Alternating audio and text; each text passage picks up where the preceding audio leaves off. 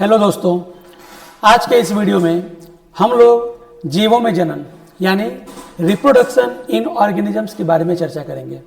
दोस्तों, जनन एक ऐसी जैविक प्रक्रिया होती है जिसके द्वारा जीव जंतु अपनी ही तरह की नई संतानों को उत्पन्न करते हैं। इसका मतलब ये हुआ कि इस दुनिया में जितने भी जीव जंतु होते हैं उसके पास एक ऐसी नेचुरल पावर होती है कि वो अपनी अगली पीढ़ी को पैदा कर पाते हैं। तो किसी भी जीव के द्वारा अपनी अगली पीढ़ी को पैदा करने की प्रक्रिया को ही जनन कहा जाता है। जैसे कंगारू द्वारा बच्चा उत्पन्न करना और मनुष्य की संतान का उत्पन्न होना या आम के बीज से आम के पौधे का उत्पन्न होना, ये सब जीवों में जनन के एग्जाम्पल हैं। तो जीवों में जनन का मतलब हुआ कि जीवों के द्वारा अपनी अगली पीढ़ी को उत्पन्न करना। चलिए, जीवों में जनन जानने के बाद अब जानते हैं जनन के प्रकार यानी टाइप्स ऑफ रिप्रोडक्शन। दोस्तों, जनन जो है मुख्यतः दो प्रकार का होता है, जिसमें से पहला होता है अलैंगिक जनन, जिसको एसेक्सुअल रिप्रोडक्शन कहा जाता है, और दूसरा होता है लैंगिक जनन, जिसको सेक्सुअल रिप्रोडक्शन कहा जाता है। तो इस तरह से देखा जाए तो जनन मुख्यतः दो प्रकार का होता है, एसेक्सुअल रिप्रोडक्शन यानी अलैंगिक जनन और सेक्सुअल रिप्रोडक्शन यानी लैंगिक जनन। चलिए, अब आगे के वीडियो में जानते हैं कि आखिर ये अलैंगिक जनन और लैंगिक जनन क्या होते हैं। इनको विस्तार से जानने की कोशिश करते हैं। सबसे पहले जानते हैं अलैंगिक जनन क्या होता है। दोस्तों, अलैंगिक जनन यह जनन की एक ऐसी विधि है जिसमें केवल एक ही जीव से, ये बहुत इंपॉर्टेंट बात है, एक ही जीव से नई पीढ़ी उत्पन्न हो जाती है। एक ही जीव से नई पीढ़ी उत्पन्न हो जाती है। इस प्रक्रिया में युग्मक का निर्माण नहीं होता है। युग्मक का मतलब होता है gamete, male gamete, female gamete, इसमें नहीं बनते हैं, यानी युग्मकों का निर्माण नहीं होता है। और बिना निषेचन के यानी फर्टिलाइजेशन की प्रोसेस भी नहीं होती है। बिना युग्मक के निर्माण, बिना निषेचन के ही यदि एक जीव के द्वारा अगली पीढ़ी उत्पन्न की जा रही है तो इस प्रक्रिया को अलैंगिक जनन या एसेक्सुअल रिप्रोडक्शन कहा जाता है।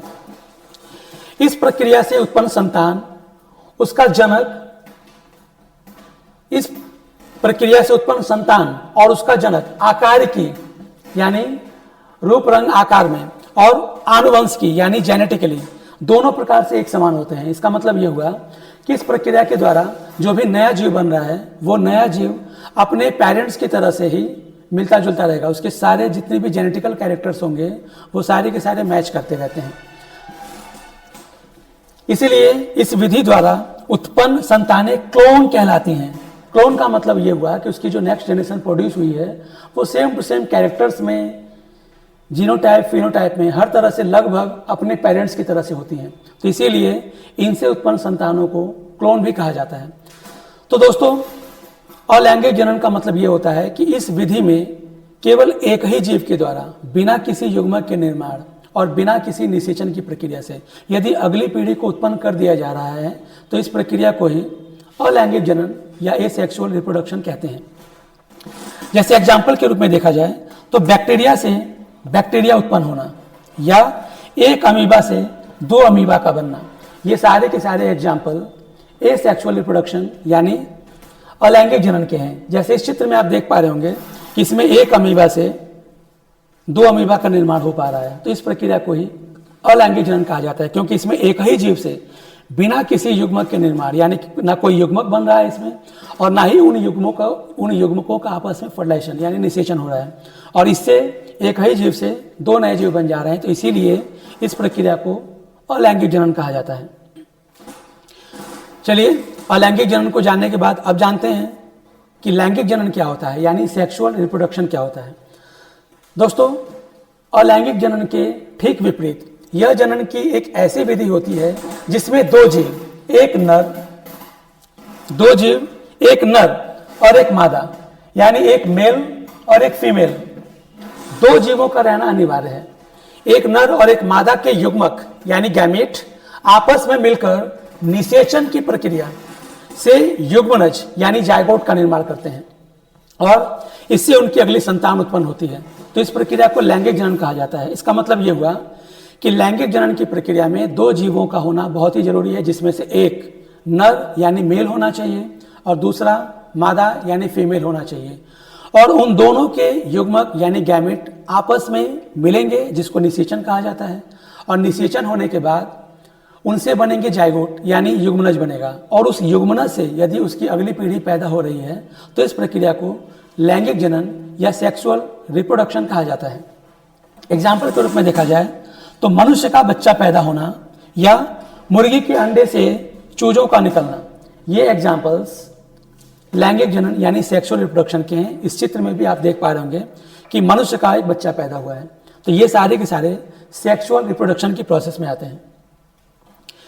चलिए, हम लोगों ने लैंगिक और अलैंगिक जनन को विस्तार से जान लिया, तो हम लोगों को इतना पता चला कि अलैंगिक जनन का मतलब ये होता है कि उसमें एक ही जीव होता है, उसमें कोई युग्मक नहीं बनते हैं, ना उनका निषेचन होता है, और एक ही जीव से उनकी अगली पीढ़ी उत्पन्न हो जाती है, तो इसको कहते हैं अलैंगिक जनन।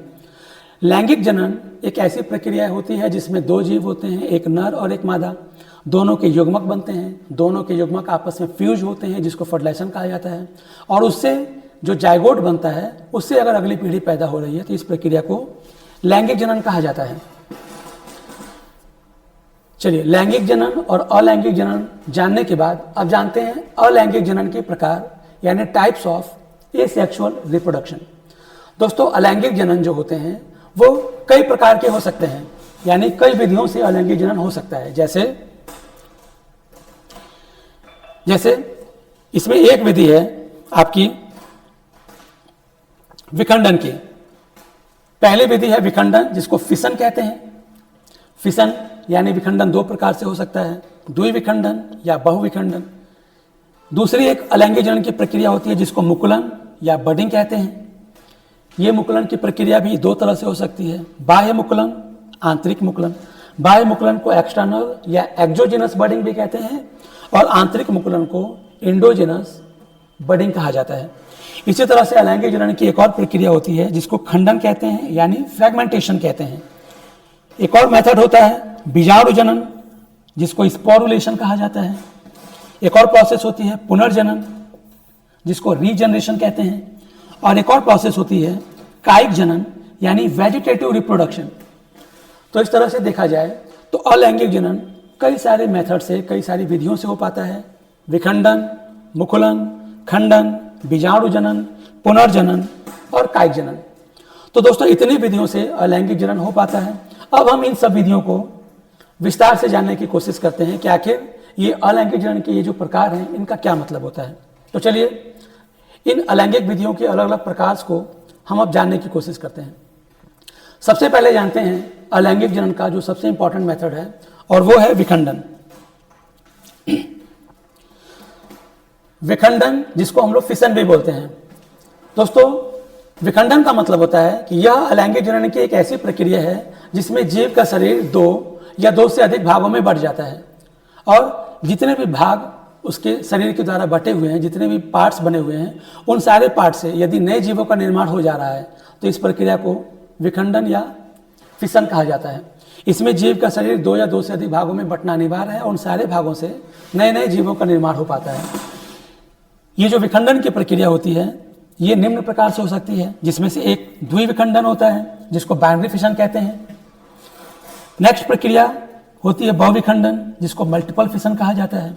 और कुछ लिविंग बींग्स में एक और मेथड से ये विखंडन हो सकता है जिसको प्लाज्मोटोमी भी कहा जाता है। तो इस तरह से देखा जाए तो विखंडन इन निम्न प्रकार की विधियों से हो सकता है, द्विविखंडन, बहुविखंडन और प्लाज्मोटोमी। तो चलिए अब इन जानते हैं इन सब विधियों को, यानी द्विविखंडन, बहुविखंडन या प्लाज्मोटोमी क्या होता है, इनको अब विस्तार से जानने की कोशिश करते हैं। तो चलिए, विखंडन की जो सबसे इंपॉर्टेंट पहली प्रक्रिया है द्विविखंडन, इसको जानने की कोशिश करते हैं कि आखिर ये द्विविखंडन क्या होता है। दोस्तों, द्विविखंडन यानी बाइनरी फिशन, यह विखंडन की एक ऐसी प्रक्रिया होती है जिसमें जीवों का शरीर दो भागों में बढ़ जाता है, और जितने भी दो भाग बने हुए हैं उन दोनों भागों से यदि नए जीवों का निर्माण हो जाता है तो इसी प्रक्रिया को विखंडन या फिशन कहते हैं। इस प्रक्रिया में समसूत्री कोश का विभाजन होता है, यानी माइटोसिस सेल डिवीजन होता है। एग्जाम्पल के रूप में अगर देखा जाए, यानी किन किन जीवों में ये प्रोसेस हो पाती है, उसमें से अमीबा है, बैक्टीरिया है, पैरामीशियम है और प्लेनेरिया आदि में ये प्रोसेस दिखाई देती है। जैसे कि इस चित्र में अमीबा का फिगर है। ये अमीबा बाइनरी फिशन यानी द्विविखंडन की प्रोसेस कर रहा है और इस वजह से ये एक अमीबा से दो अमीबा बन जा रहे हैं, तो इसी प्रोसेस को द्विविखंडन कहा जाता है। इस द्विविखंडन की प्रोसेस को अब हम एक एक करके एग्जाम्पल्स के द्वारा समझने की कोशिश करते हैं कि अलग अलग जीवों में ये कैसे परफॉर्म हो पाता है। तो सबसे पहले हम एग्जाम्पल के रूप में देखें तो हम अमीबा का एग्जाम्पल लेते हैं। सबसे पहले दोस्तों ये है अमीबा। अमीबा की जो बॉडी होती है, इस बॉडी में अगर देखा जाए तो ये होता है इसका साइटोप्लाज्म। साइटोप्लाज्म यानी कोशिका द्रव्य, कोशिका द्रव्य, और ये होता है इसका न्यूक्लियस यानी केंद्रक। जैसा कि अभी आपने जाना कि जो ये विखंडन की प्रक्रिया होती है, इसमें समसूत्री कोशिका विभाजन होता है, यानी इस अमीबा की जो बॉडी होती है ये समसूत्री कोशिका विभाजन के द्वारा दो अमीबा में यानी दो कोशिकाओं में बढ़ जाती है। इस कोशिका विभाजन में देखने से ये पता चलता है कि सबसे पहले इसका जो साइटोप्लाज्म होता है, कोशिका द्रव्य, वो बंटना शुरू होता है और उसके साथ साथ जो उसका न्यूक्लियस होता है यानी जो केंद्रक होता है वो भी दो पार्ट में टूटना शुरू होता है, जैसे कि इस चित्र में आप देख पा रहे होंगे।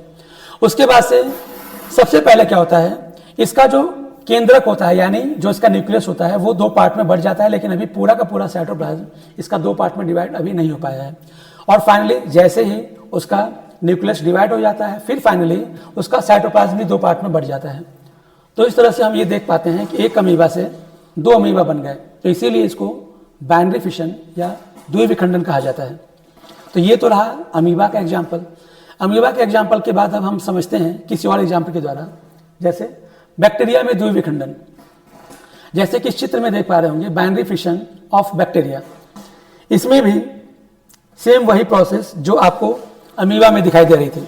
इसमें भी ये एक बैक्टीरियल सेल है, ये इसका सेल वॉल दिखाया गया है, ये सेल मेम्ब्रेन है और ये इसका इलोंगेटेड न्यूक्लियोटाइड को दिखाया गया है।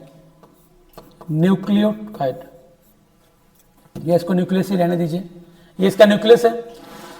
जब इसको बाइनरी फिशन यानी द्विविखंडन की प्रोसेस करनी होगी तो सेम जैसे अभी हम लोगों ने अमीबा में देखा, इसका साइटोप्लाज्म, ये इसका हिस्सा येलो कलर में जो दिख रहा है ये इसका साइटोप्लाज्म है और ये इसका न्यूक्लियस है।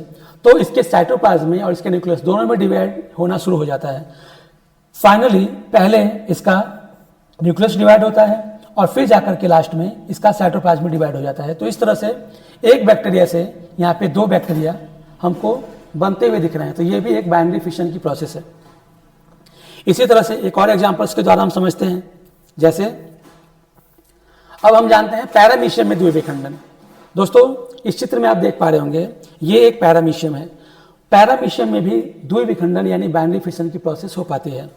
इसमें भी इस पैरामीशियम का साइटोप्लाज्म और उसका केंद्रक दो पार्ट में डिवाइड हो जाता है और एक पैरामीशियम से दो पैरामीशियम बन जाते हैं। तो ये सारे एग्जाम्पल बाइनरी फिशन यानी द्विविखंडन के थे। तो उम्मीद है द्विविखंडन आपको समझ में आया होगा। अब द्विविखंडन के बाद अब हम जानने की कोशिश करते हैं कि बहुविखंडन क्या होता है। दोस्तों बहुविखंडन यानी मल्टीपल फिशन क्या होता है। इसके नाम में इसका मतलब है बहु।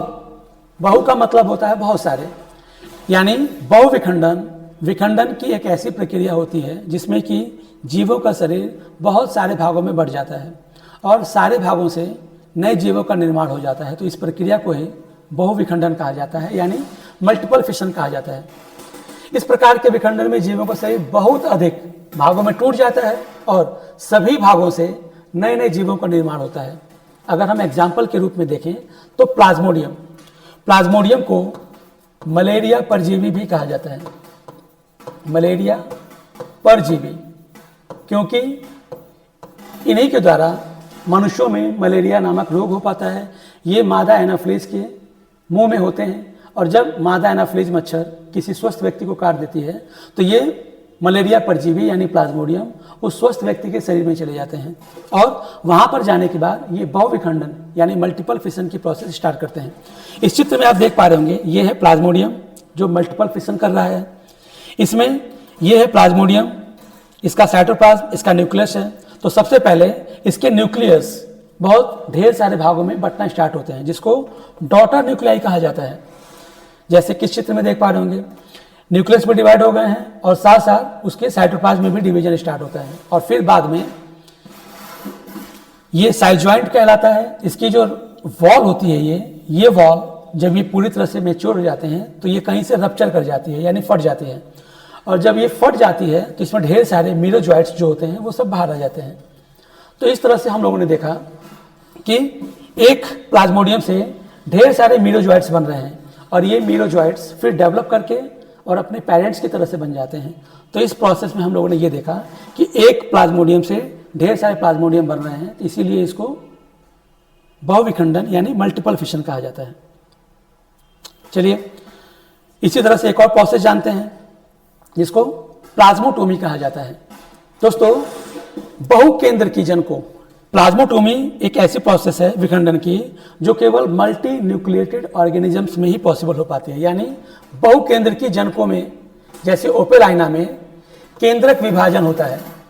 ये आपको ओपेलाइना का फिगर दिखाया जा रहा है, इसमें पहले केंद्रक विभाजन होता है, परंतु कोशिका विभाजन के बिना ही बहुकेंद्र की संतति बनने को प्लाज्मोटोमी कहते हैं। यानी उस जीव का जो केंद्रक यानी जो न्यूक्लियस होता है, जो ढेर सारे न्यूक्लियस होते हैं, उन न्यूक्लियस में विभाजन, केंद्रकों का विभाजन होता है, परंतु कोशिका विभाजन के बिना ही बहुकेंद्र की संतति बनने को प्लाज्मोटोमी कहते हैं। इसके बाद बहुकेंद्र की जीव केवल कोशिका द्रव्य के विभाजन से बहुकेंद्र की संतति जीवों में विभाजित होता है, और बाद में प्रत्येक संतति में केंद्रक विभाजन होता है।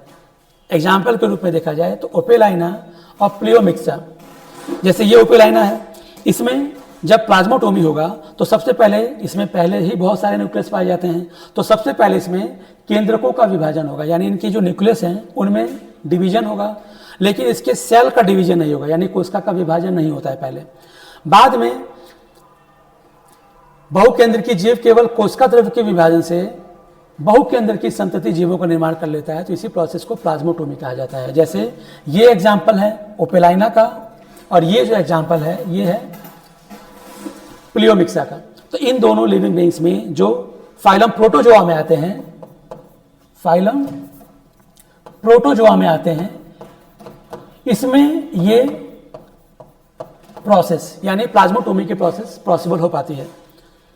चलिए, तो ये रहे बहुविखंडन के और आपके प्लाज्मोटोमी और द्विविखंडन के बारे में हम लोगों ने जान लिया। यानी विखंडन के बारे में हम लोगों ने ये जान लिया कि विखंडन एक ऐसी प्रोसेस है जिसमें जीवों का शरीर 2 या 2 से अधिक भागों में बढ़ जाता है और सभी भागों से नए जीवों का निर्माण हो जाता है। तो इस प्रोसेस को ही विखंडन कहते हैं, जो द्विविखंडन, बहुविखंडन या प्लाज्मोटोमी के रूप में हो सकता है। चलिए, तो विखंडन के बाद अब जानते हैं मुकुलन, यानी बडिंग किसे कहते हैं। दोस्तों, मुकुलन यानी बडिंग एक ऐसी प्रोसेस होती है, यानी अलैंगिक जनन की एक ऐसी विधि होती है जिसमें जीवों के शरीर पर छोटे छोटे उभार बनने लगते हैं। इन उभारों को मुकुल यानी बड कहा जाता है। और जब ये बड यानी ये मुकुल जब अपने पेरेंट्स से अलग होते हैं तो ग्रो करके अपने पेरेंट्स की तरह से बन जाते हैं। तो क्योंकि इस प्रोसेस में मुकुल यानी बड के द्वारा नई जनरेशन प्रोड्यूस हो पा रही है, तो इसीलिए इसको बडिंग या मुकुलन कहा जाता है। दोस्तों, एग्जाम्पल के रूप में देखें तो ईस्ट और हाइड्रा में ये दिखाई देता है। मुकुलन भी 2 प्रकार से हो सकता है। बाह्य मुकुलन, जिसको एक्सटर्नल या एक्सोजिनस बडिंग कहते हैं, और एक होता है आंतरिक मुकुलन जिसको एंडोजिनस बडिंग कहा जाता है। तो इस तरह से मुकुलन की प्रोसेस 2 प्रकार से हो सकती है, बाह्य मुकुलन और आंतरिक मुकुलन। अब इनको जानते हैं कि आखिर ये आंतरिक मुकुलन और बाह्य मुकुलन क्या होता है। जैसे यहां पे आप देखिए, ये है बाह्य मुकुलन। दोस्तों, बाह्य मुकुलन के नाम में इसका मतलब है बाह्य मुकुलन, यानी जीवों के शरीर के बाहर मुकुल बनते हैं। इस प्रकार के मुकुलन में मुकुल यानी बड जो होते हैं वो जीव के शरीर के बाहर बनते हैं। तो अगर जीव के शरीर के बाहर मुकुल यानी बड का निर्माण हो रहा है तो इस प्रोसेस को मुकुलन या बडिंग कहा जाता है। जैसे कि चित्र में देखिए, ये ईस्ट है, ईस्ट ये पेरेंट सेल है, और जब इसको बडिंग करना होता है तो इसके बॉडी के ऊपर छोटे छोटे बर्ड्स का फॉर्मेशन होने लगता है, बर्ड बनने स्टार्ट होते हैं। देखिए, जैसे ये बर्ड बन गया है, यहाँ पे ढेर सारे बर्ड बन गए हैं, ये सब बर्ड हैं यानी मुकुल हैं। और जब ये मुकुल यानी बड जब अपने पेरेंट से, ये पेरेंट है, ये जब इस पेरेंट से अलग होते हैं तो ये सारे के सारे बड अलग अलग लिविंग बींग्स का फॉर्मेशन कर देते हैं, तो इसीलिए इसको मुकुलन या बडिंग कहा जाता है। नेक्स्ट एग्जांपल में हम ये देख पा रहे हैं, ये हाइड्रा है। हाइड्रा में भी बडिंग होता है यानी मुकुलन होता है। जैसे हाइड्रा को जब बडिंग करना होगा तो इसके बॉडी में छोटे छोटे बर्ड्स बनने लगेंगे। ये आपको छोटा सा बर्ड दिख रहा होगा या मुकुल दिख रहा होगा, और ये मुकुल यहाँ पे ग्रो कर रहा है, और फिर बाद में जब ये बर्ड यहाँ से अलग हुआ, जैसे आप इस चित्र में देख पा रहे होंगे, ये अपने पेरेंट्स से अलग हो गया है, और जैसे ये अलग होगा अब ये ग्रो करके अपने पेरेंट्स की तरह से बन जाएगा। तो क्योंकि यहाँ पे बर्ड्स के द्वारा नई जनरेशन प्रोड्यूस हो पा रही है, तो इसीलिए इसको बडिंग कहा जाता है। चलिए, तो ये था बाह्य मुकुलन, क्योंकि जीवों के शरीर पर बाहर की तरफ बड बन रहे थे यानी मुकुल बन रहे थे, इसीलिए इनको बाह्य मुकुलन कहते हैं। तो बाह्य मुकुलन के बाद आप जानते हैं आंतरिक मुकुलन, जैसे इस चित्र में आप देख पा रहे होंगे। आंतरिक मुकुलन के नाम में ही इसका मतलब छिपा हुआ है। आंतरिक मतलब होता है अंदर, यानी एंडोजिनस बडिंग, आंतरिक मुकुलन। इस प्रकार के मुकुलन में मुकुल यानी बड जीव के शरीर के अंदर बनते हैं। एग्जाम्पल है स्पंजिला। स्पॉन्जिला जो है एक तरह का स्पॉन्ज है जो फाइलम पोरीफेरा में आते हैं। फाइलम पोरीफेरा में आते हैं ये। जैसे ये इसका चित्र है, ये स्पॉन्जिला है। जैम्यूल ऑफ स्पॉन्जिला को दिखाया जा रहा है। इसमें आपको अंदर ये आर्कियोसाइट्स बनते हुए दिखाई दे रहे होंगे। इसके बॉडी के अंदर ढेर सारे आर्कियोसाइट्स बने हैं, जिसको इन्हीं आर्कियोसाइट्स को ही एंडोजिनस बडिंग या आंतरिक मुकुलन कहा जाता है, क्योंकि इस जीव के शरीर के अंदर ये मुकुल बन रहे हैं, और जब ये मुकुल यानी बर्ड्स इसकी बॉडी से बाहर आएंगे तो ग्रो करके फिर अपने पेरेंट्स की तरह से बन जाते हैं। तो इसीलिए क्योंकि बर्ड के द्वारा इनमें रिप्रोडक्शन हो पा रहा है, तो इसीलिए इसको बडिंग कहा जाता है। लेकिन क्योंकि बडिंग यहाँ पे इंटरनल हो रही है, उसके शरीर के अंदर हो रहा है, इसीलिए इसको एंडोजिनस बडिंग या आंतरिक मुकुलन कहा जाता है। तो इस तरह से देखा जाए तो बडिंग यानी मुकुलन में जीवों के शरीर के बाहर या उसके शरीर के अंदर छोटे छोटे उभार बनने लगते हैं, जिसको बड या मुकुल कहा जाता है, और वो जब अपने पेरेंट्स से अलग होते हैं तो नए नए लिविंग बींग्स का फॉर्मेशन करते हैं, इसीलिए इसको बडिंग या मुकुलन कहा जाता है। चलिए, मुकुलन के बाद अब जानते हैं नेक्स्ट एक और प्रोसेस और लैंग्वेज जनन की, जिसको खंडन या फ्रैगमेंटेशन कहा जाता है। दोस्तों, इस प्रकार के जनन में पानी, ताप तथा भोजन की अनुकूल परिस्थितियों में, यानी जो उनके लिए फेवरेबल कंडीशंस होती हैं, उसमें शैवालों तथा कवकों के तंतु यानी फिलामेंट छोटे छोटे खंडों में टूट जाते हैं। प्रत्येक खंड में एक या एक से अधिक कोशिकाएं होती हैं। प्रत्येक खंड कोशिका विभाजन करके नया शैवाल तंतु बनाता है, तो इस प्रोसेस को खंडन कहते हैं। एग्जाम्पल स्पाइरोगायरा, जैसे इस चित्र में आप देख पा रहे होंगे, ये स्पाइरोगायरा है। स्पाइरोगायरा एक तरह का शैवाल यानी एल्गी होता है जो पानी में पाए जाते हैं। इसका लंबा फिलामेंट होता है, लेकिन किसी वजह से यदि इसके फिलामेंट छोटे छोटे फ्रैगमेंट्स में यानी खंड में टूट जाते हैं, इनको खंड कहा जाता है हिंदी में।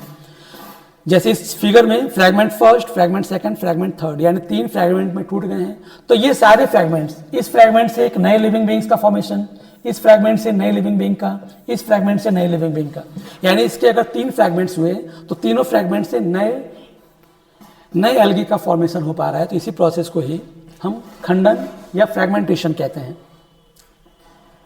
चलिए, फ्रैगमेंटेशन के बाद अब जानते हैं एक और अलैंगिक जनन की प्रोसेस, जिसको बीजाणु जनन या स्पोरुलेशन कहा जाता है। दोस्तों,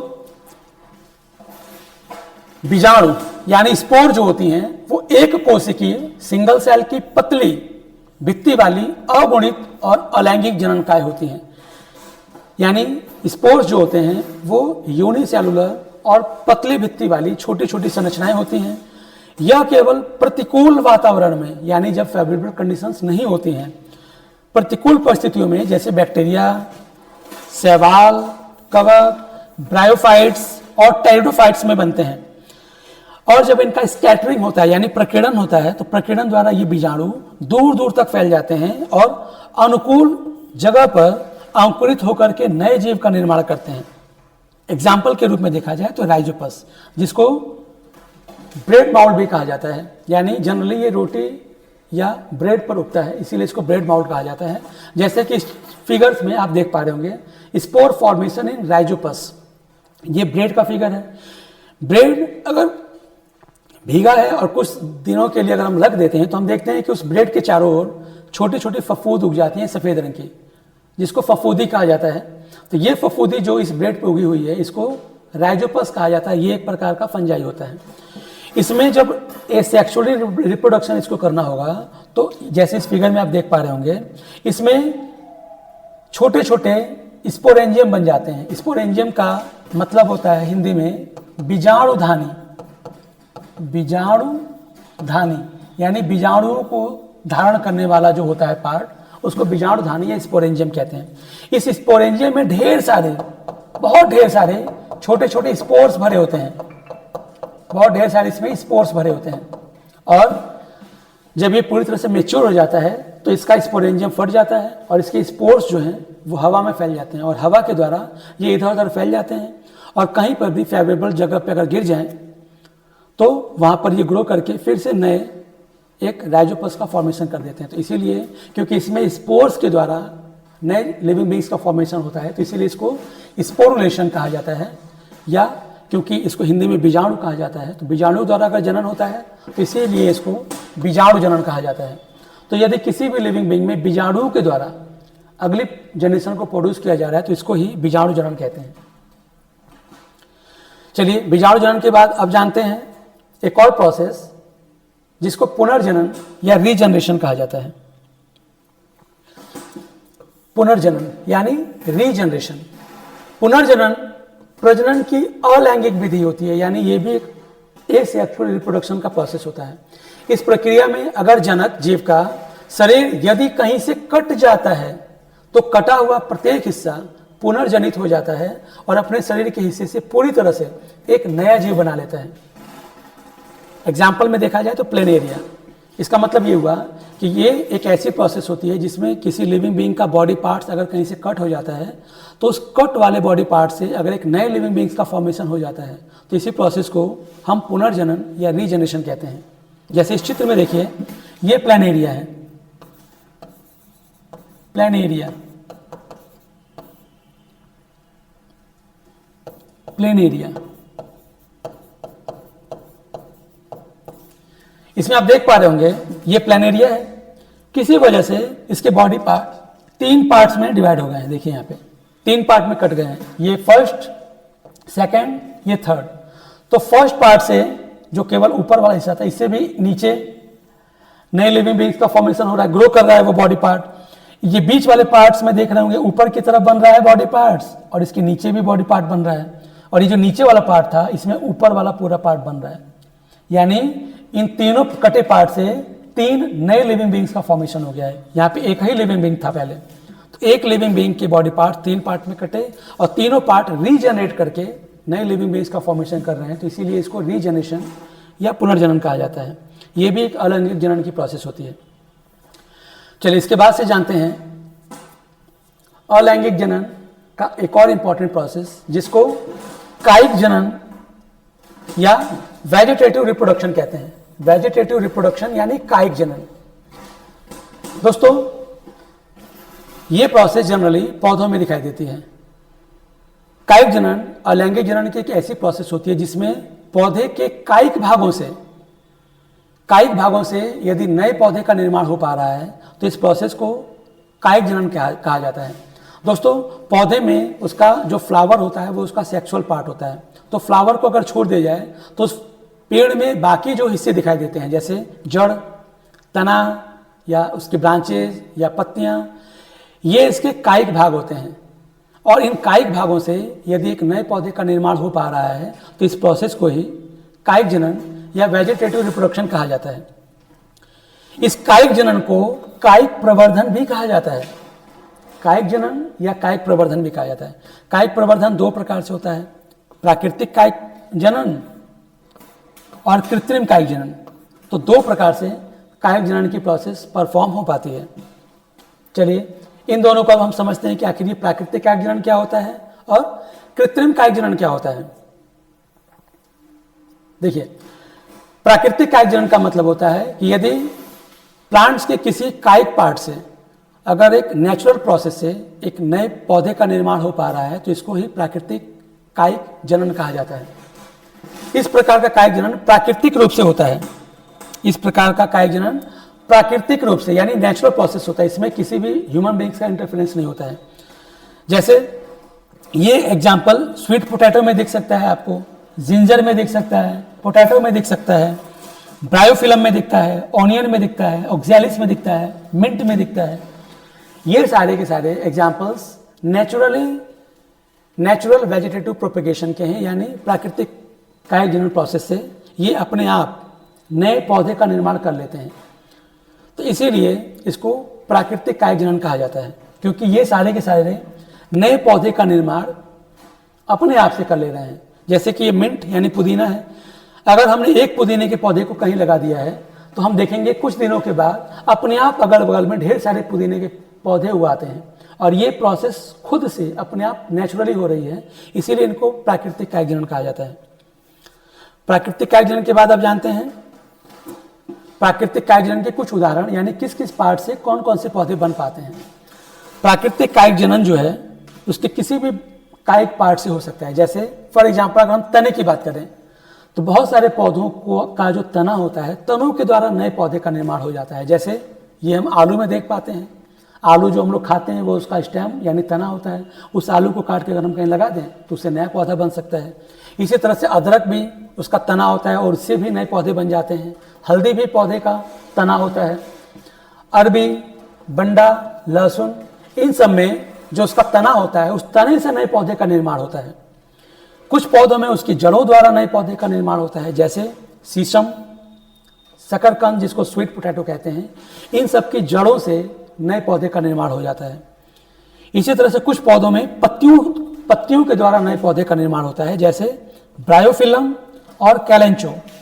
इन सब की पत्तियों पे नए पौधे ग्रो करते हैं और वो फिर नए बड़े पौधों का निर्माण करते हैं। कुछ पौधों में बुलबिल के द्वारा नए पौधों का निर्माण होता है, जैसे ग्लोबा, बल्बीफेरा और अमेरिकन एलोए। इन सब पौधों में जो उसका बुलबिल होता है उससे नए पौधों का फॉर्मेशन होता है। तो ये सारे के सारे एग्जाम्पल्स प्राकृतिक कायिक जनन में आते हैं।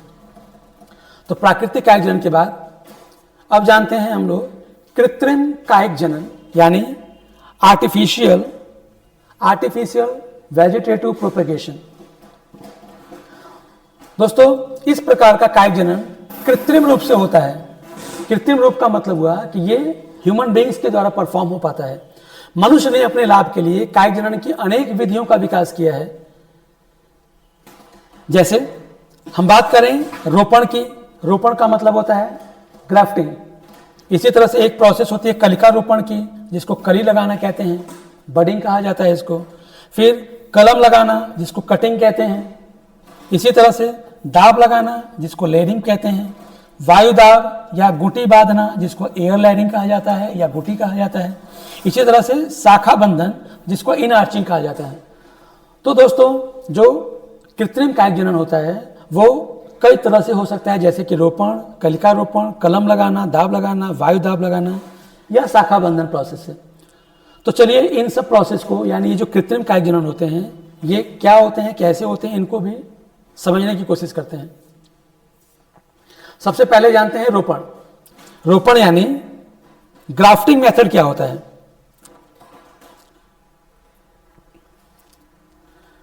देखिए, रोपण यानी ग्राफ्टिंग, इसमें क्या होता है, इस विधि द्वारा एक ही जाति के निम्न किस्म के पौधे को उत्तम किस्म के पौधे में बदला जा सकता है। इस विधि में दो अलग अलग पौधों की शाखाओं को परस्पर इस प्रकार जोड़ा जाता है कि वह एक पौधे के रूप में विकसित हो सके। इसमें घटिया किस्म वाला पौधा मृदा में लगा होता है, इसे स्कंद या स्टॉक कहते हैं, और दूसरा पौधा जो अच्छी किस्म का होता है उसको स्कंद से जोड़ा जाता है, उसको कलम या स्यान बोलते हैं। जैसे कि इस चित्र में आप देखिए, ये एक ऐसे पौधे का नीचे वाला भाग है जो अच्छी किस्म का नहीं है, यानी कोई घटिया किस्म का पौधा है। हम चाह रहे हैं कि इस घटिया किस्म के पौधे को हम एक अच्छे किस्म के पौधे में कन्वर्ट कर दें। तो हम क्या करेंगे, इसको यहाँ से काट दिया जाएगा और इसमें नीचे की तरफ एक खांच लगा देते हैं। नीचे की तरफ एक खांच लगा दिया जाता है इसमें, और जो अच्छी किस्म का पौधा होता है उसके ऊपर के तने वाले हिस्से को काट लेते हैं, उसको स्योन बोलते हैं, और नीचे का जो पौधा हम लोगों ने जो मिट्टी में लगा हुआ है उसको स्टॉक बोलते हैं। और इस स्टॉक में ऐसा खांच लगाते हैं और इसमें ऐसा बनाते हैं खांच कि ये दोनों के दोनों खांच जो है आपस में फिट हो जाएं। जैसे कि इस अगले चित्र में देखिए, इस स्टॉक में ये जो स्यान वाला हिस्सा है ये इसमें फिट हो गया है, और जब फिट हो गया है तो उसको फिर अच्छे से उसको बांध दिया जाता है, और कुछ दिनों के बाद हम देखते हैं कि ये दोनों पौधे आपस में जुड़ जाते हैं और एक नए पौधे का निर्माण कर देते हैं। तो इसे ही ग्राफ्टिंग या रोपण कहा जाता है।